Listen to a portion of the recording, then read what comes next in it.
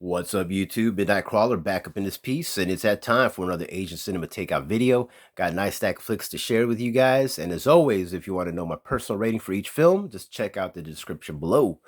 All right, let's jump into some Japanese cinema first, and we have a nice Blu-ray copy here, courtesy of Media Blasters. Rise of the Machine Girls. So happy they finally put this out, as I've been waiting for it for years now, it feels like. But man, this is not a true sequel, nor is it directed by Noboru Iguchi, but this does not disappoint one bit.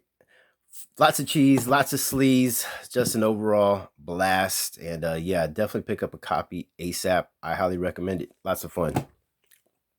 All right, next up we have 964 Pinocchio. One I'm very happy to have back in the collection, and got a great deal on this, courtesy of my homie at Viper Video in Tampa, Shelby McIntyre. And revisiting this so many years later, man, it was quite an experience. It was actually just a few days ago, and those mental images still haven't left my mind. Good stuff all around here, guys. Definitely check out 964 Pinocchio if you can find it for a great deal. Now, this one is a bit pricey. Hopefully, they get some kind of re-release of this pretty soon on Blu-ray. Would be freaking awesome. All right, next up, guys, we have some more horror, and it's going to be one from Toshiharu Ikeda, the director of Evil Dead Trap, one of my favorite horror movies of all time. This is Shadow of the Wraith, and I didn't know what to expect, as some of the reviews were bad, but man, this one was really pretty cool, man. It is a bit light for Ikeda. He is, he's usually doing some sleaze and gore, a little bit of the both, but in this one, it's a bit tame. It's almost like a TV kind of series, movie, I'll put it that way. It's two tales. They revolve into one big story overall. But yeah, the first one stars Hitomi Miwa, and I'm just an absolute nut over her. She has a great role in this. Very creepy. The second story is good too. But yeah, overall, man, this is a nice little flick right here. It's not his hardcore stuff, you know what I mean? Gore and but you'll see some of his technical prowess in this film. I'll put it that way, like the use of water and fog. But yeah, Shadow of the Wraith, a nice surprise. Speaking of nice surprises, this one's going to take that award, though. It's going to be God's Left Hand, Devil's Right Hand. This one's directed by Shusuke Kaneko, who I have two of his other films, Death Note 1 and 2, the live-action adaptations, and they were done pretty well. And this one was, like I said, a nice freaking surprise. Man, this one did not pull no punches. This was a movie based on the short story by Kazuo Umezu, and if you know his stuff, you know it's pretty dark and twisted, man. But yeah, this one has tons of blood, some fun kills, and an overall just a fun story, man. And damn, definitely check out God's Left Hand, Devil's Right Hand.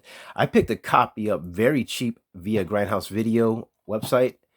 I think this was like maybe $2 or $3, man. So dude, if they have any more copies, definitely snag one up. I highly recommend this one. All right, next up, we also have The Possession in Japan. And yep, this is everything you think it is. The Japanese take on a Western exorcism flick. And you know what? It's not bad. It's taken seriously throughout the majority of the film. But towards the end, things do ramp up in the cheese department. But you know what? Low budget flick. And I thought it was okay. Yeah, that's all I'm going to say about that one, guys. I can't recommend it. And finally, for Japan, Japanese cinema, we have Kiki's Delivery Service. And this is one I'm very happy to have in the collection. A Studio Ghibli film, of course. Watched it. Thought I hadn't seen this before, but once I started viewing it, of course, it started coming back to me. So yeah, this was a revisit for me. But yeah, just happy to have it in the collection. This was a pawn shop pickup for $1, so I couldn't pass that up. And we do have one from South Korea, guys. It's going to be Death Bell 2. Bloody Camp. I've never seen the first one. I did try to look into a copy, but they are pretty pricey at the moment, so I'll just wait. You didn't have to see the first one to watch the second one, from what I've read. And this was a fun little flick, man. You got a killer terrorizing students in a school that has been kind of locked down. And but yeah, Death Bell 2, man, this did not disappoint. You know, you have that type of storyline where kids are being taken out one after another because they did something bad. And yeah, there is this one cool kill that involves a motorcycle. I'll just give that out. But yeah, Death Bell 2, Bloody Camp. Check it out, guys. All right, next up, we're going to finish things off with Hong Kong and Chinese cinema. And on VHS, we have a copy of Tai Chi 2. This was a nice find. This is a Tai Seng as well, so you know they do good quality. all around. But yeah, Tai Chi 2 is the very first film of Wu Jing. He goes by Jackie Wu here, so I was really surprised by that, man. And of course, he does what Wu Jing does. He kicks absolute ass. This is also directed by Yan Wu Ping, the legend, and you can see some of that choreography spilled through the film, as there's lots of action sequences. The story is very cheesy comedy, but that's part of the charm. And Christy Chung as well. She knocks it out the park in this film. She is right here, man. She's great in this. And you also get some Sybil Hugh goodness as well. She plays the mother. But yeah, lots of fun. I really enjoyed that. Next up, we have one from Choi Hark, and it's Time and Tide. Now, I watched the trailer a few months ago. I fell in love with it. I knew I had to pick this up. And man, this did not disappoint. Great cast, as you see there.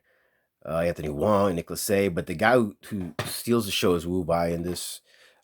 He is just phenomenal, man. Now, this one is Fast and Furious. You got to keep up with it, and you might get lost. I did. I'm not gonna lie, a few times, but like my friend said on Facebook, on Asian Cinema Takeout Facebook group, he said, just stay with it, man. Just buckle up and stay with it, and that's what I did. And you know what? By the end, it all made sense. Fast and Furious, but tons of action, guys. You'll love this one. Good old Hong Kong goodness. Time and Tide, man. Definitely check it out.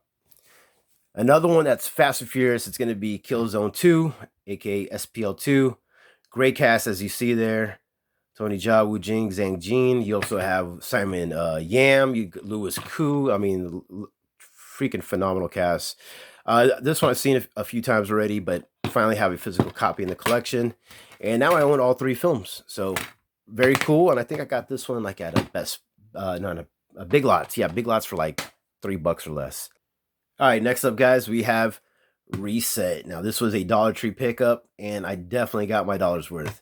Also, Jackie Chan Presents. He was a, believe associate producer in this. But yeah, this was a fun little sci-fi action thriller. A bit low budget, but man, that didn't take away from the fact they used their money wisely in this to give the film a bigger look than it really was, probably. But yeah, the lead actress is also good. What's her name?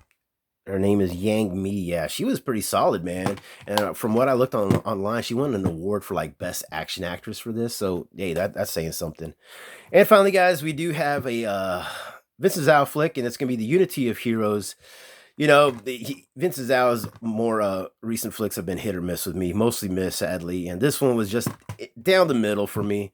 Yeah, I'm not going to get into it on this one, guys. But if you want to find a copy pretty cheap, definitely check out Big Lots, $3 or less. But that's going to be it, guys, for this month's Asian Cinema Takeout video. Thank you so much for checking it out with me, and I'll catch you again very soon next time. Peace.